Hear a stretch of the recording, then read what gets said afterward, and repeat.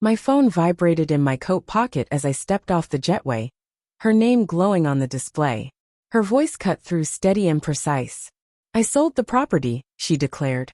$1 million. I gave it to him. He deserved it more. No hesitation, no remorse, just her words piercing like a blade. She said him, as if I'd know, as if she meant to wound me.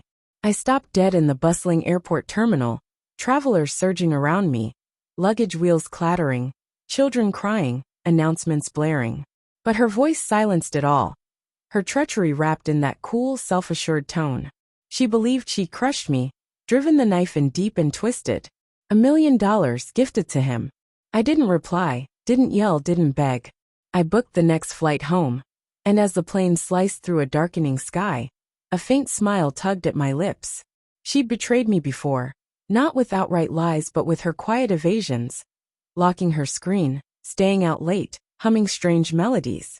I'd noticed the clues, the way someone builds a world that excludes you. But this wasn't mere infidelity. It was a declaration. That million was more than cash. It was heritage, land, a legacy. My father's hands scarred fixing that roof. My grandfather tamed the western fields from raw earth. It wasn't just a house, it was a monument. And she'd flung it away, cheaply, to fund another man. "He's starting a tech company," she texted later. "You wouldn't understand. He has vision." Oh, I understood. She had no idea. Not about the land, not about me. I landed back in town beneath a sky thick with storm, clouds heavy and dark, air charged with impending rain or retribution. I didn't go home.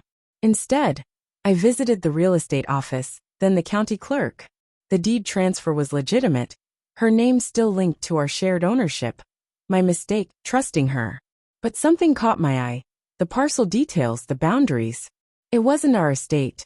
She'd sold the eastern lot, a useless facade. 2 years ago, I discreetly restructured the holdings, dividing the estate, placing the true house in a trust under my name alone. The other? A dilapidated ruin I'd let rot for tax reasons. She'd sold a shell thinking she'd won, believing she'd drained me. I called my trust lawyer. Everything was secure, untouchable, protected. Then I contacted a friend at the local paper, slipping him an anonymous tip. I sent proof. Her boyfriend's fake investor pitches, his fabricated credentials, a hidden lawsuit from Nevada. Let the vultures descend. I reached home at dusk. She was there barefoot, wine glass in hand, feigning innocence. "You're home," she said, her eyes flickering as if she hadn't exposed her truth. I walked past, dropping a folder on the counter.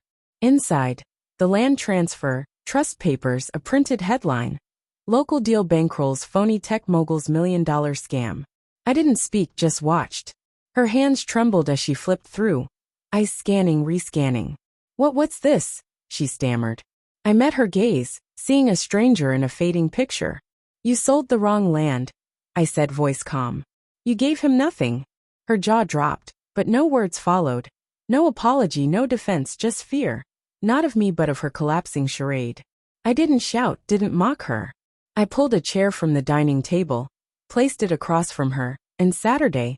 "You thought I was oblivious," I said. "That I'd miss it, that I'd grieve, rage, or even let it slide." She stared at the table, her glass shaking. "I didn't know," she whispered. I let out a single cold chuckle. "No, you didn't." I pushed another envelope toward her. Divorce papers, signed, prepared. She reached for them, fingers unsteady. "Wait, please, we can." I stood. "You chose him. You gave him an illusion. Now deal with it." I walked out, the door shutting behind me like a safe locking tight.